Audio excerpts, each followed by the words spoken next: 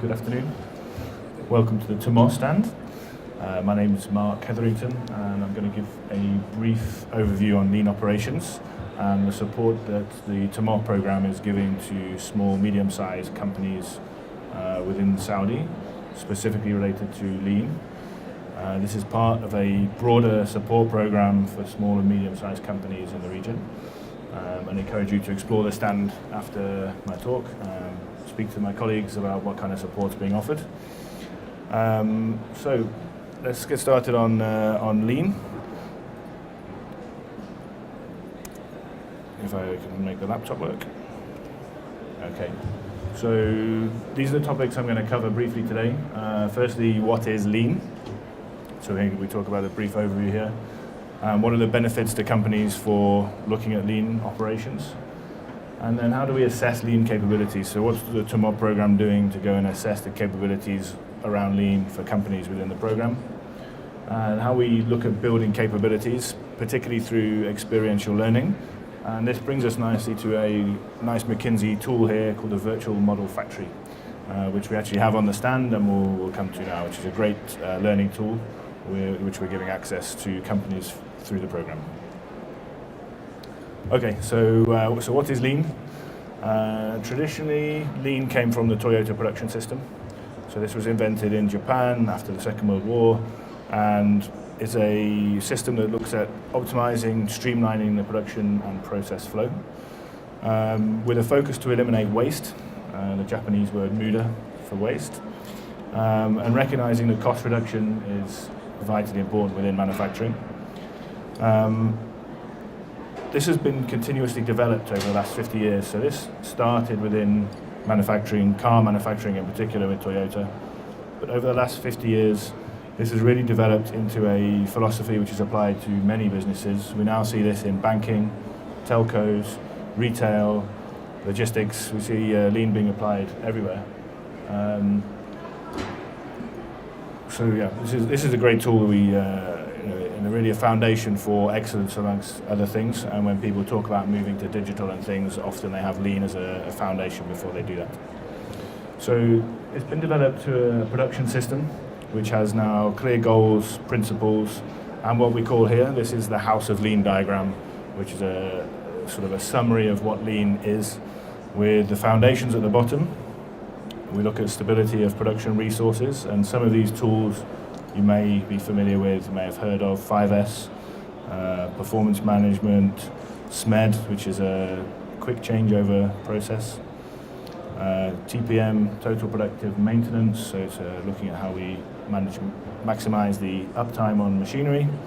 And then as we come up through the diagram, we move into the principles, so just in time is a big philosophy around lean. We look at flexible manpower systems, how do we use our labor resources most effectively.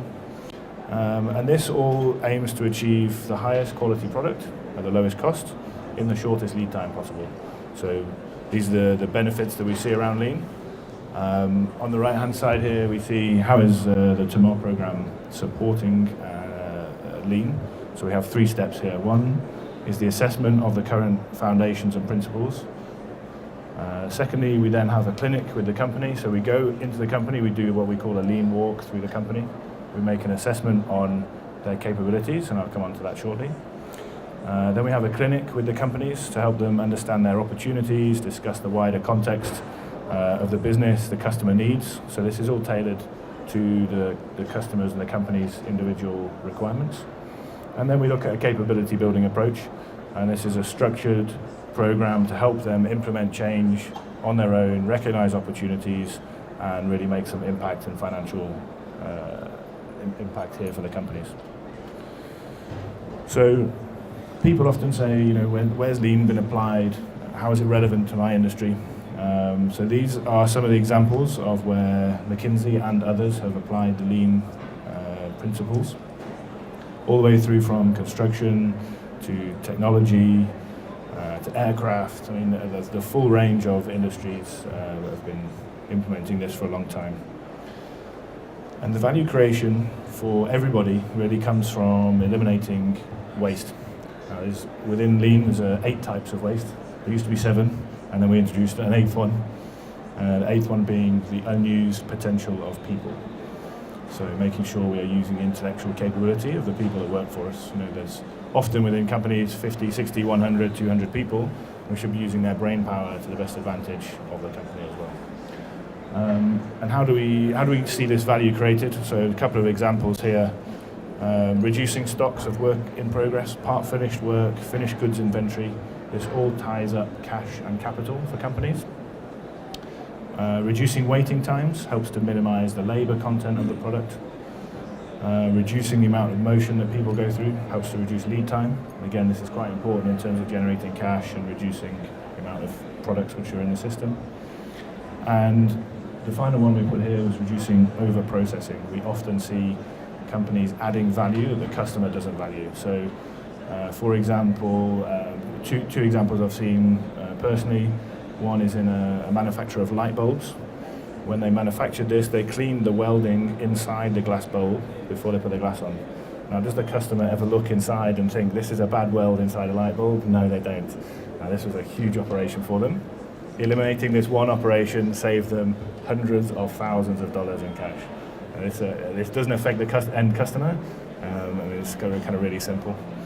And we see these all the time. So over-processing is a big waste, and we have to be focused on what the customer really wants to pay for here.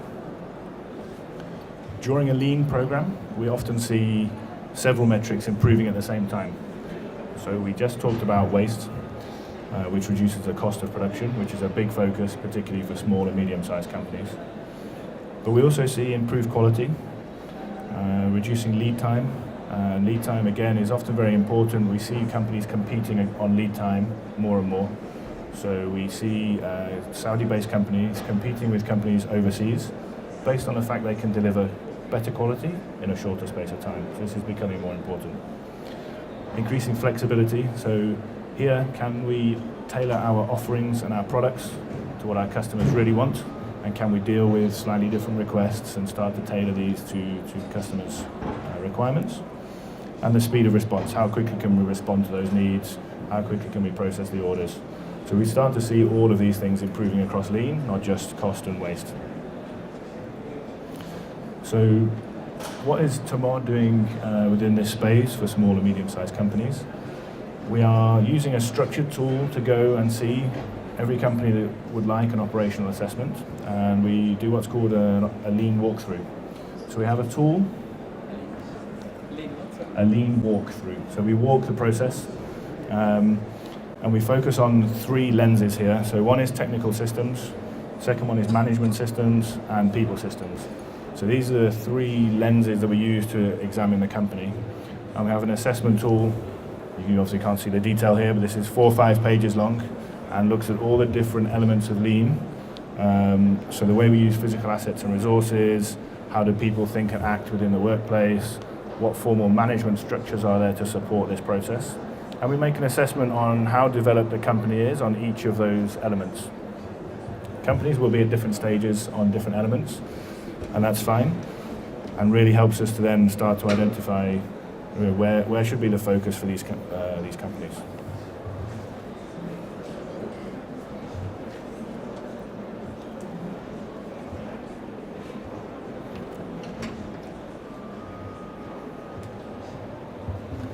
Welcome. So we use this tool on a lean walkthrough. This starts with a data request, so we try to understand the company's financials, their products, their customers, how they're structured. We take that data, we start off in the factory offices with the production team, the quality team, and we talk through how their operation is structured, what processes they have, we review their process map. And then we spend typically 3 to 4 hours on the operational shop floor, reviewing live data, reviewing their products, reviewing their processes, and looking for examples of where we can really find value to unlock. Obviously, with this kind of short period of time, we can't find everything, but it gives us a good flavor, particularly in which lens they need to focus. And it also helps us to identify capabilities that the company requires to be able to make these improvements themselves and to make them scalable and sustainable, so that the changes and improvements last once we've left. So these are some of the quotes that we've had from previous companies, and the types of improvements we see. We can process 10 to 30% more volume with the same resources, so you can imagine the cost benefits here. We can extract extra value from when we purchase other companies, so there's some nice benefits that come here. And to build capabilities based on what we've identified, we use what we call experiential learning. So this is three different types of learning. So I can stand here and talk to you today. This is hearing. You'll probably remember 10% of what I tell you, maybe 15%. Then we have seeing. So we have an example. We could take you to see a company that's done this. You might remember a little bit more. But the real benefit for adult learning particularly is experiential learning, so doing. So how do we do this and practice this without going to a factory and messing it up, or having our own factory to go and practice in? And this brings us to a nice tool. This is a proprietary McKinsey tool, and this is Virtual Model Factory, VMF. This is a 3D virtual factory where we can play around and we can make changes in a live environment, wearing 3D glasses. We can see the impact of our changes immediately. We can run simulations on production. We can set this up to represent many different types of manufacturing system. So we have an example on the stand here, which I'll point you in the direction of shortly, which is set up for car doors, so steel manufacturing. We've done this for electronics processing. We've done this for all sorts of industries. So this allows us to bring together companies who require similar capabilities and focus on some very targeted modules. So we have 13 interactive modules for building capability. And once we've done the lean walkthrough and identified the capability requirements, we can set this virtual model factory up almost anywhere. It's very low requirements in terms of setup. We need a projector, we need some dark space, some speakers, a laptop, an Xbox controller, and then we come along with our 3D glasses. And the companies will be invited to come and participate in one or all of these 13 modules and really talk about what challenges they're facing in the workplace, what they might do about those challenges, make the change in the 3D environment and see what the impact is. And it really helps to bring home the learning and help to kind of crystallize what the impact is going to be when they take this back to their real life situation and implement it live.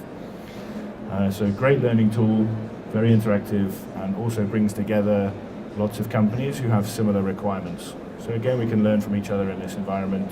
What did other people do which worked well? So we have an example of the virtual model factory set up on the stand, which I invite you to go and have a look at. This will help to really crystallize some of the things I've been speaking about now. If you come out of the booth and head 2 spaces down, my colleague Rajesh has the virtual model factory set up. He'll give you some 3D glasses and an Xbox controller, and you can start to play with this and really see what the virtual model factory looks like. 2 spaces down, just here. So the gentleman just waving his hand now. He has the virtual model factory set up. He can talk you through this. You can go and play. You can put the glasses on and go and experience what this is like in real life. In real life, these training sessions for virtual model factories will last a full day. We'll start with some basic classroom overview. Then we'll get on to, let's make some changes in the model factory and run some simulations. Then we can talk about what that did, what the results we saw, people's ideas for doing other changes. We can really break the factory, we can mess it up, we can reset it back to the beginning. So it's a nice tool to play around with and gives us some good experiential learning, which we can take away. We then also help companies with some further support afterwards, so we don't give you the training and throw you back into the world. You come back for 2, 3, 4 sessions and talk about what was implemented, what worked, what didn't. And the experts who run Virtual Model Factory are also experts in Lean, so they can answer any questions that people come back with. Okay, so I'll take any questions briefly, and then please feel free, walk down, visit Rajesh. He'll show you the tool. Thank you.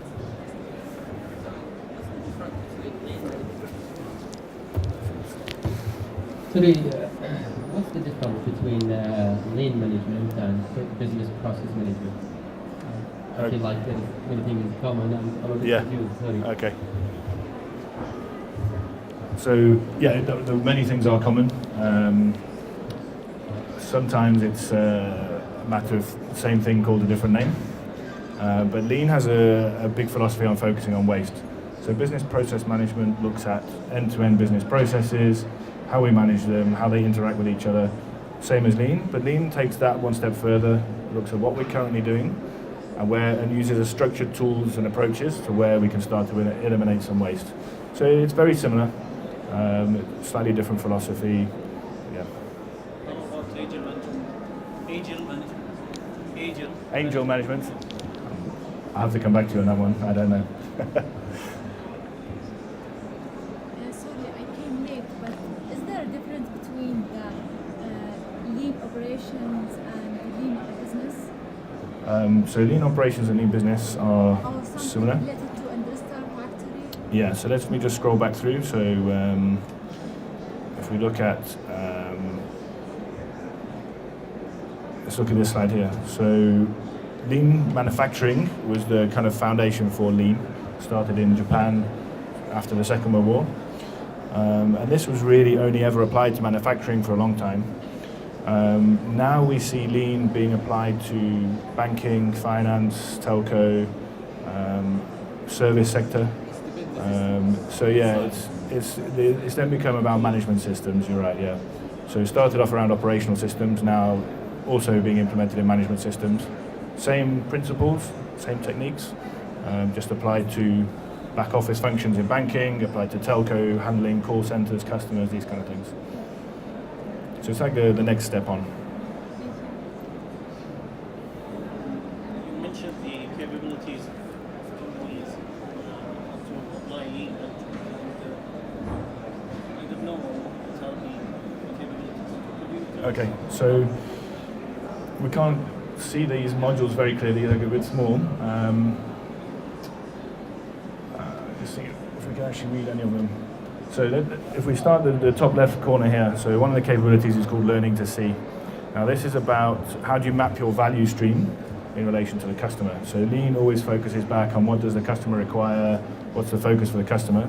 So this module builds the capability of how do we plot the value for the customer from placing the order to delivering the end product, value stream mapping. So this may be one capability which we might want to build on in a company.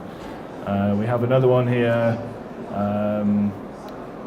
Line balancing is another lean capability, or what we call SMED, which is a changeover reduction capability. So we see in a lot of companies who change between one product and another, they lose a lot of manufacturing time. For example, we visited a pharmaceutical company, and to change from one product to the next takes 3 hours. So they're not making any product for 3 hours, they're cleaning the machines. Now for them, they think they're being efficient and working, but actually that's lost productivity time, and we can help build capabilities to reduce that 3 hours to 2 hours to 1 hour to half an hour. The analogy we like to give is the Formula One car pit stop. In the 1970s, it took around 30 to 40 seconds to take a pit stop. Today, everyone has to do it in less than 10 seconds, otherwise you're not in the race. So we can see it's the same techniques applied to business processes and manufacturing.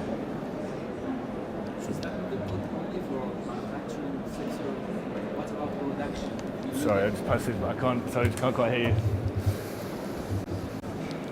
As I see, it's the model is just for manufacturing. And what if I want to apply it to, for example, media production house? Yeah. Is it good for that? Yeah, sure. Thanks. Yeah, this is a good question. We see this technique of lean applied now in many, many industries. We see this in IT a lot. It's very, very big in IT. Certainly in media production would be very relevant. Slightly different concept and slightly different thinking, but sure, there's lots of what we would call waste, so downtime, non-productive time, and lean aims to help you to reduce that time so that your productive time increases and obviously what you can bill a client for increases. So yeah, definitely relevant. Can I do it myself, or I have to? Yeah, so the idea of this capability building platform is that we give you the tools to do this yourself.